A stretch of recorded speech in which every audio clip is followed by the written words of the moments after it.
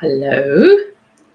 Hello, hello. Sometimes it takes a little while to go live, and that was one of the long ones today. I was starting to wonder if it was going to connect. Good morning, good afternoon, or evening, depending on where you are in the world and when you're watching this. So welcome to everybody watching live. I know Susie's here, my beloved Susie, who gets up super early in the morning like we do, but you're actually 5 hours behind us here in the UK, so you are amazing, and gold star for that, Susie. Welcome to Weekly Wildlife Wisdom. So today I was very drawn to share this message in this timing for a number of reasons, which I'll explain to you as we go through. But yeah, so where do I want to start with this? I'll just feel into it a bit. So how it happened was back in April. You may be aware that my father passed away. He died on the 2nd of April. And around that time, in fact, it was within a week or so of his passing, this very rare colour variant of the Great Spotted Woodpecker that is what's the word? My word's going. Native, got it. Native to the UK. I'm sure they're in other European countries as well. They might even be in the USA. Susie, you might know the answer to that. This very rare colour variant, female, because she didn't have the dot on the back of her head like the males do, which is why I know for sure she was a female, started turning up in our little side cottage garden. We had peanut feeders out, and she came, and I was fortunate enough to be able to watch her from quite close proximity from inside the house through our utility window. And I managed to get some photographs of her as well. Turns out they are extremely rare. I've just shared it because I didn't realise quite how rare they were with our local Derbyshire Wildlife Trust to see if I can get some information from them, and they might be interested in her. I'm not sure the scientific term for the colour variant, but she's bright yellow on her lower abdomen and on the spot that's just on her third eye, which is really interesting here, instead of bright red. So really vibrant, like canary yellow, so you can't miss it. And she was just stunning. And at the time when my dad died, I openly admit I was having challenges and difficulties, as you do, grieving, and there was complexity with my grief because I was quite estranged from my father, because he chose to leave our family when I was 8 and moved to the USA, and had lived there ever since. So it was difficult for me, and so I didn't share this earlier, and I was pondering how that was a good decision for me to deal and work with my own issues before sharing this with you guys. But there's also a part of me that wanted to share this too, because it's really interesting when we encounter animals that are different to their normal species colouring and the importance of the colour. And that's what I want to share with you today. So woodpecker special is because she is special. I've never seen one. I searched high and low on the internet for photographs of a yellow great spotted woodpecker, and back when I first saw her, I did find one, but now I can't find it. Looking again last week, this past week, which is weird as well, but there you go, that's something else. So I've called this Harness Our Co-Creative Power, and this is the key message, and I want to share her message with you and share with you why this is her key message. So the key things are, well, firstly, she's a woodpecker. So I know Susie's saying not in Eastern USA, I think she means. Yeah, she's amazing. Yeah, she is amazing. You have fantastic woodpeckers out where you are though, Susie, don't you? And I know there are so many different types of woodpecker around the world, and I love all of them. They're amazing beings and they're so wonderful energy and wisdom. So woodpecker, what's woodpecker all about? Well, there is another video that I shared here on my YouTube, which you can view for more detail about woodpecker generally, and that's on the 19th of January. So if you want to find out more about woodpecker generally, have a look at my videos following this live or this replay on the 19th of January. But in summary, woodpeckers are really about bringing in new vibration. It's very much about feeling into vibrations of change and drumming, and the woodpeckers in the main drum on wood, and you can hear them on all sorts of different trees, creating the most stunning sounds that really are transformational. And if you can get into if you're lucky enough to hear them, you can get into a nice still place out in nature, listening, not thinking about what it means or how it sounds or what tree they're on or where they are or what sort of woodpecker they are, but just tuning in from your heart into that sound. You will really benefit from that. So that's a key part of who they are. And they're encouraging us even to embrace and welcome change into our life. Now, most of us are a little bit apprehensive about change. It can be a bit scary, or we can imagine it will be a bit scary.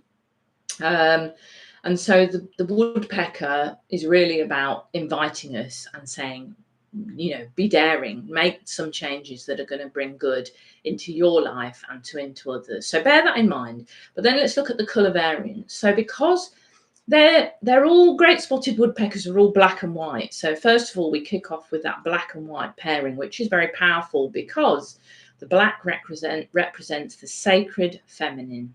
So the feminine in balance.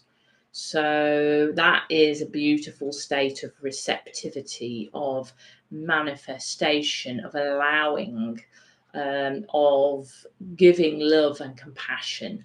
And the white is the opposite imbalance as the sacred masculine, which is much more about acting upon physical activity, moving forwards, giving. So you might be giving service, and we have both in us, but the question is, how well are we balancing them in that sacred way that they are at their most powerful?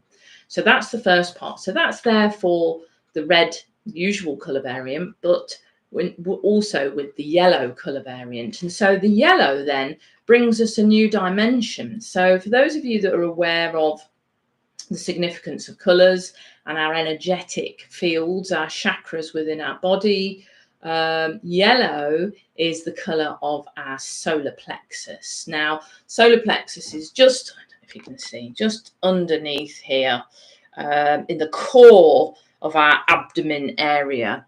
And it's very, very important. And so this solar plexus colour is part of her special message that I wanted to share with you. And it really did resonate with me at the time with what I'm going through. It still is at the moment. And I just wanted to share it with you to get you thinking about this as well.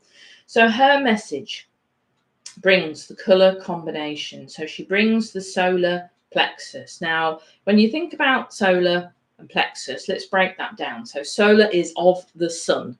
Now, what is the sun? In ancient traditions, the sun is grandfather's sun, the bringer of life, the warmth, the heat, and the light in combination at just the right levels and degrees bring life onto the planet, with a few other elements, of course, from beloved Mother Earth. But the sun himself is considered sacred masculine energy, and it's all about life. It's about being alive. It's about being and experiencing in our physicality of this body, this timing, that we are alive here on planet Earth. And the plexus, and I did this research yesterday, which was fascinating to me. I didn't know about this.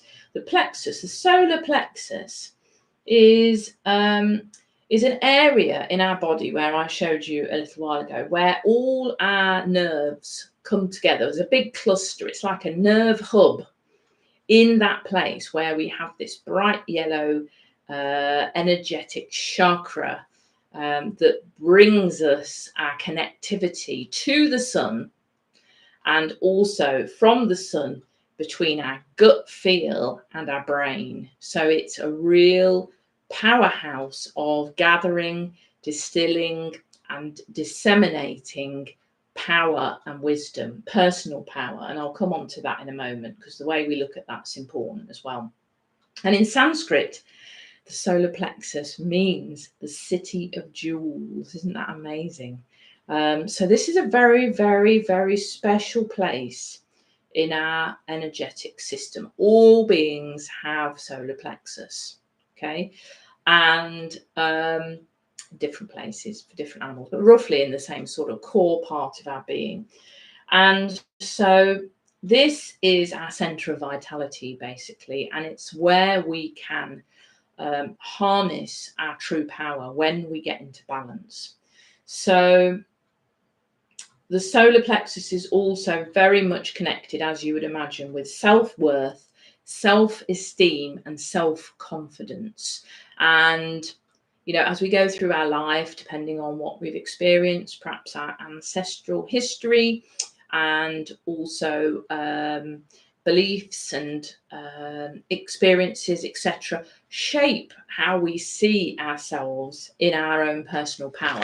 Some of us are very balanced in certain respects and out of balance in others. I was pulled the wrong way. That's annoying me because it's squint. Part of my need to be symmetrical, and parts of us will have imbalances. We all have them to varying greater, lesser extent. So this message from the beautiful yellow Great Spotted Woodpecker is that she wants us to spend more time becoming aware, to grow our self-awareness around how we are embodying our personal power for good in this world. And so healing ourselves, whatever that looks like for us, it can be on the physical levels, often deep energetic trauma, wounding, which can be this lifetime, can be other ancestral lines that have passed it through to us. It can be showing up as a physical ailment. So I have been experiencing and living with migraine for 25 years plus. And it is, yes, very debilitating, but also has been very, certainly in the latter few years, been very instructive in my healing, learning to tune in to what that message is and where that's coming from within my personal lineage as well. It can be emotionally. So, you know, I needed to reach out with my father's death. I was struggling, and I felt like it was time for me to talk about a lot of things that I have never talked about, with my dad leaving when I was 8. So I found a wonderful psychotherapist who lives locally, and I've been working with her for quite a few weeks now, which has been really, really helping. And I can feel it helping me heal and rebalance as well. It's subtle, and my dreams are coming in, and I'm remembering things that I'd long since seemingly forgotten or packed away. And so it can be on that level. It can be mentally, in terms of the patterns that we use and whether they serve us or not, whether they get in the way of ourselves, whether they're self-sabotaging, or spiritually, which to me is the entirety of that, the whole balance. So she's asking us to heal and align, clear our energy.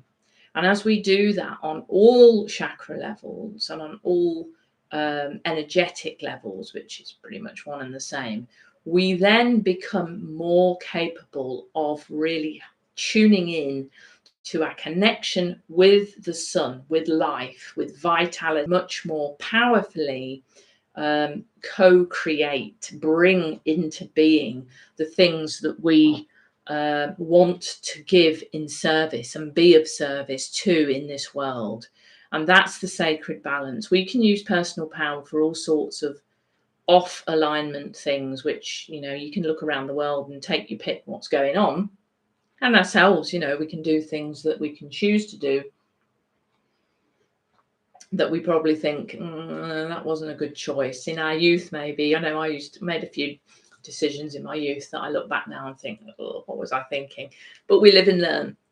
So this is about balance, and it's about bringing the power into us, being open to the change, being open to face things that we might be fearful of, or that we've boxed away and hidden, that we can get support for and professional help if needs be. Often we need others to help us to see the things that we can't see, and to be witness to our sharing and our bringing forward things that we want to let go of and release.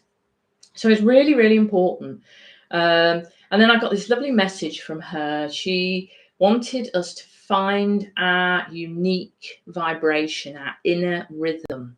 What does that mean to you as an individual, a unique being? What is your inner rhythm? And it doesn't necessarily mean, you know, musically. It can be in any sense that you perceive it to be. So she wanted us to find that and connect with it. And then she said this lovely phrase that I mentioned, the pulse of life, and to dedicate ourselves to returning to our state of wholeness, serving the best of our ability. And I just think that is awesome. So I wanted to share.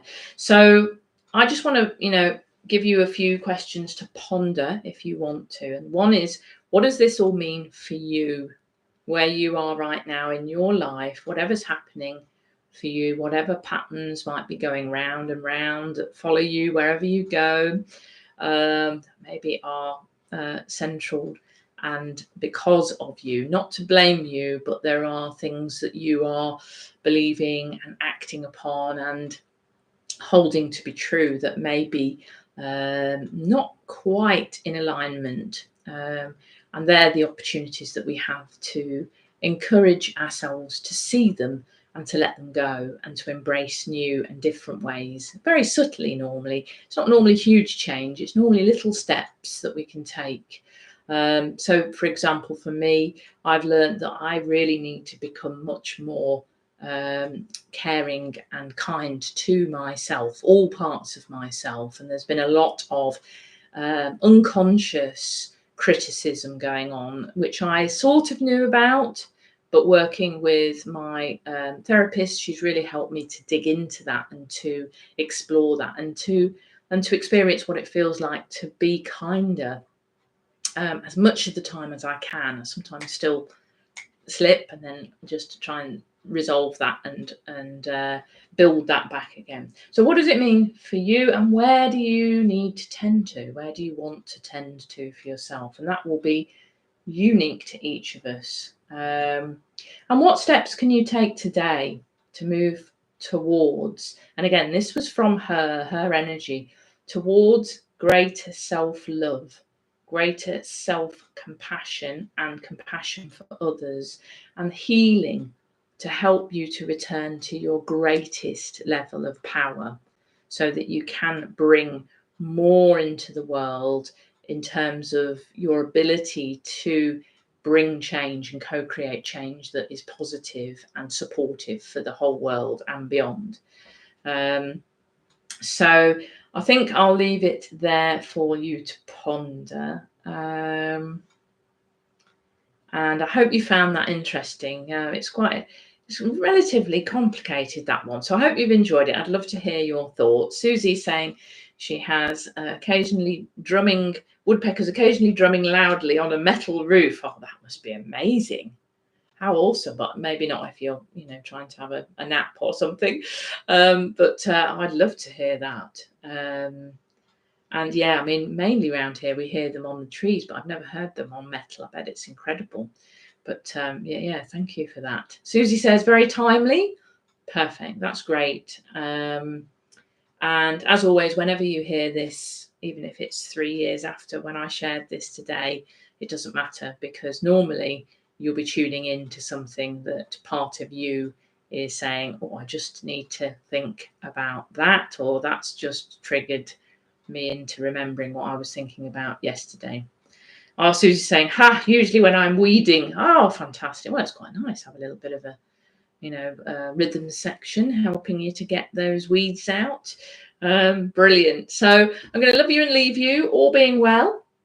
I'll be back here Friday, the 5th of July, so after Independence Day in America. So wishing you all in the States a very loving, kind Independence Day next Thursday. I'll be here Friday the 5th.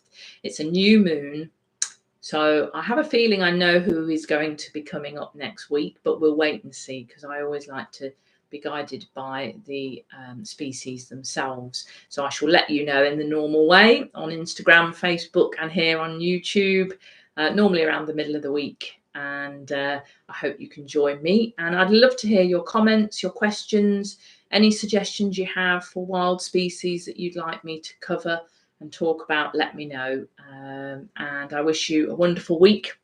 Hold that beautiful yellow great spotted woodpecker energy in your heart, in your solar plexus, and work and ponder those questions. And I wish you well. So sending you much love. Take good care of yourselves and see you very soon. Bye for now.